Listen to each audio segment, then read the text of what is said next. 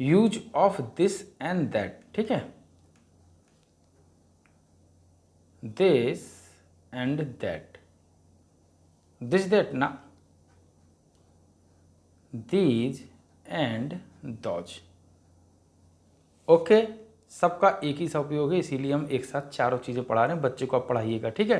पहले आप this that का दीजिएगा, बाद में दीज और दोज का। ओके, तो सबसे पहले हमें क्या करना है, एक गोला बना लेना है, एक लाइन खींच देनी है, एक यहाँ पर ये करना है, एक यहाँ पर ये करना है, और एक यहाँ पर ये करना है, और एक यहाँ पर ये करना है। ओके, चाहे तो इसकी आप आंखें भी बना सकते हैं, तो मतलब हमने ये एक लड़का बना दिया है। ओके, तो अब इसके पास हमें क्या करना है, कोई भी चीज़ बनानी है। क्या बनाना है, शुरुआत में हमको कुछ नहीं करना है, पहले हमें समझाना है, इसीलिए हम इसके पास क्या करेंगे, इसके पास एक हम गोला बना देंगे। क्या बना देंगे, गोला। ओके, कोई बात नहीं, आप इसे, या फिर आप एक काम करो, ये बना दो, कोई बात नहीं, ठीक है, कैंडी। ओके, इसके पास क्या करो, आप एक कैंडी बना दो। ओके, बलून बना दो, जो भी हो, एक ये बना दो, फिर आप दूसरा एक और बनाए यहाँ पर। अभी मैं बता रहा हूँ, एक लाइन, एक नीचे, एक इधर और एक इधर। ओके, फिर इसके दूसरी दूर जगह पे क्या करो, आप एक बलून बना दो। ओके ओके, सिंपल है। अब यहाँ पर क्या करें, ये दूर बना दो, सिर्फ आप कुछ मत करो, फिर आप एक और बनाओ। अभी मैं बता रहा हूँ करना क्या है, एक डंडा, एक नीचे, एक इधर, एक ऐसे और एक ऐसे। आई होप समझ में आ रहा होगा कैसे बनाना है। फिर एक बलून आप इस साइड बनाओ। ओके, जैसे भी आप बना पाएँ, ठीक है। फिर आप एक और बनाओ, ऐसे ऐसे ऐसे ऐसे ऐसे ऐसे, और फिर क्या करो, फिर आप यहाँ पर दो बलून बनाओ। ओके, अभी बता रहा हूँ मैंने ये सब क्यों किया, ठीक है। सिंपल आपको कर देना है, क्योंकि आपको घर पे पढ़ाना है, इसीलिए। तो फिर एक और हम फिर बना दे रहे हैं। मैं बता रहा हूँ इसको मैं क्यों बना रहा हूँ, ठीक है। ये गया, ये पैर हो गया इसके पतले से, कोई दिक्कत नहीं। दूसरा मैंने क्या किया, फिर मैंने दो बलून बना दिए। आई होप बलून लग रहे हो, नहीं लग रहे हो तो कोई बात नहीं। एक आखिरी और बना देते हैं। ओके, ताकि बच्चे को भी समझ में आए और आपको भी। ओके, ये हम क्या कर रहे हैं, इसको हम बना दे रहे हैं फिर से दूर। ओके, मैं सिर्फ बता रहा हूँ, सिर्फ मैंने इतने बनाए हैं। अब आपको क्या बताना है बच्चे को, जो चीज़ पास में है, क्या है, पास में है, तो यहाँ पर आपको पहले दिन क्या करना होगा, बड़ा बड़ा लिखना है, दिस दैट। जो एक चीज़ है सिंगल, देखो जो चीज़ सिंगल है, ये सिंगल है, तो इसके लिए हम किसका उपयोग करते हैं, दिस का। किसका करते हैं, दिस मीन्स यह एक पुस्तक है। जो चीज़ पास में है उसके लिए दिस का प्रयोग करते हैं, और जो चीज़ दूर है उसके लिए हम दैट का प्रयोग करते हैं। आई होप समझ में आ रहा होगा। तो इसके लिए ये दूर है, इस आदमी से, लड़के से, बच्चे से, जिसे भी आप जो भी माने, इससे ये दूर है, इसका मतलब दैट। पास है दिस। ओके, इसी तरीके से ये पास में है, इसका मतलब है दिस। क्या मतलब है इसका, दिस। ये दूर है तो इसका मतलब है दैट। नहीं, यही चीज़ मैं बताने जा रहा हूँ। जो सिंगल है उसके लिए दिस और दैट का प्रयोग करते हैं, लेकिन जो डबल है, जो दो में है, जिसकी संख्या ज़्यादा है, वहाँ पर दीज और दोज का प्रयोग करते हैं।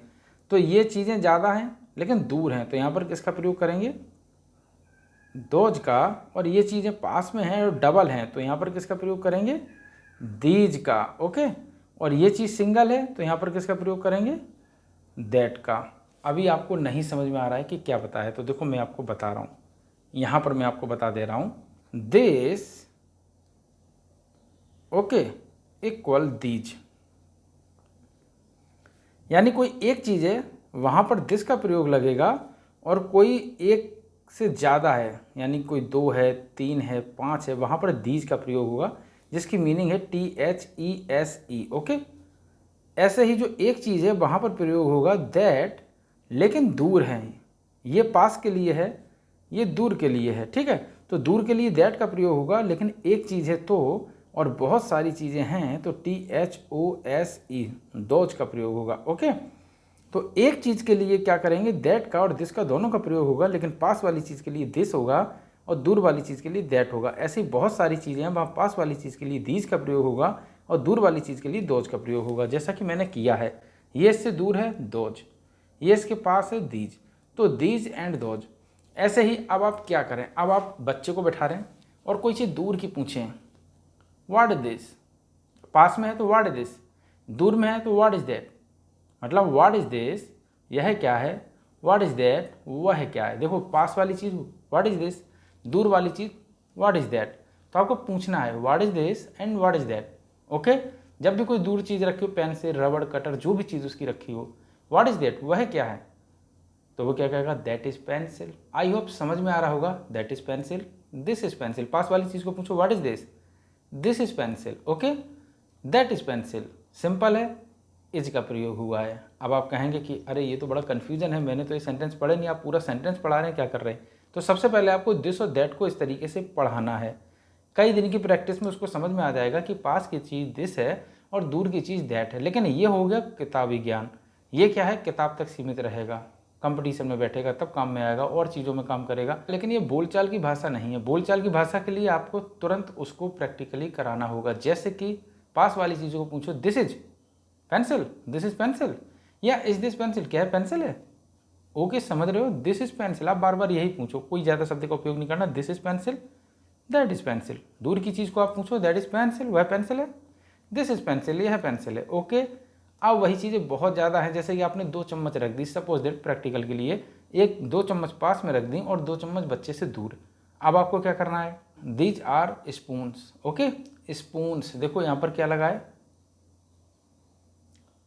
स्पून्स। ओके, यानी कि बहुवचन, दोज आर स्पून्स।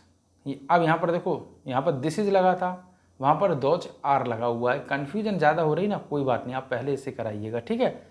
अगर आप बताएंगे तो पूरा का पूरा ट्यूटोरियल इंग्लिश स्पीकिंग कोर्स पे ले आएंगे। सब आपको बताना होगा, फ्री ऑफ कॉस्ट, बिल्कुल भी पैसे नहीं लगेंगे, एक चवन्नी भी। ओके, बस आपको कमेंट करके बताना है कि सर आप इंग्लिश स्पीकिंग कोर्स भी लाइएगा, जो हम बच्चों के साथ सीख सकें बहुत ही ईजी वे में। और मैं आपको बता रहा हूँ, आप जीवन भर पढ़िएगा, इंग्लिश स्पीकिंग नहीं सीख सकते हैं, लेकिन अगर बच्चे हैं तो इंग्लिश स्पीकिंग कोर्स हलवा होगा।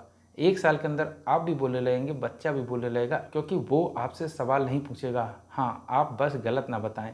तो आप सही तरीके से इंग्लिश स्पीकिंग का कोर्स अगर चाहते हैं तो आप बताइएगा, इसी चैनल पर हम आपके साथ शेयर करेंगे, वो भी बच्चों के साथ हम कैसे बोलें, उस भाषा के साथ, उस लैंग्वेज का उपयोग करके जो हमें क्रिएटर ने दी है, यानी कि हमारे बनाने वाले ने दी है। जी हाँ, उसने एक हमें भाषा दी है, एक लैंग्वेज दी है, जो ना हिंदी है, ना इंग्लिश है, ना गणित है। कोई भी लैंग्वेज उसके सामने टिक नहीं पाती। मतलब कि सारी की सारी लैंग्वेजें तब बनी है जब वो लैंग्वेज हमारे पास है। कुत्ता, बिल्ली, हाथी, घोड़ा सबके पास होती है। तो अगर आप बताएंगे तो उसी लैंग्वेज का उपयोग करके हम सीखेंगे कि इंग्लिश कैसे सीखी जाएगी। और क्यों, जिनकी मातृभाषा इंग्लिश होती है वो इतनी अच्छी तरीके से इंग्लिश बोल लेते हैं। बस रीज़न यही है कि वो क्रिएटर की दी हुई भाषा के हिसाब से बोलते हैं। ओके, आई होप ये आपको समझ में आया होगा।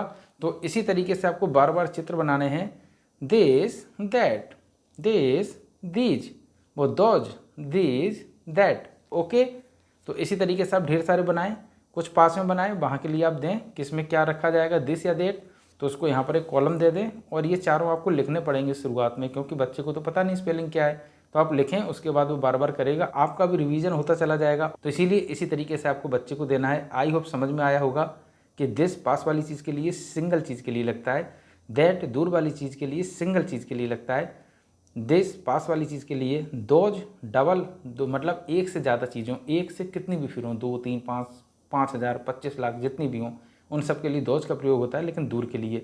दीज का प्रयोग होता है पास के लिए, लेकिन डबल चीज़ों, ठीक है। और यहाँ पर प्रयोग होता है, बता दूँ, चलो बता देता हूँ, इज का सिंगल है एज, सिंगल है एज, डबल है आर, डबल है आर, 2, 3, 4, 5 जितने भी हों, ठीक है, सिंगल है।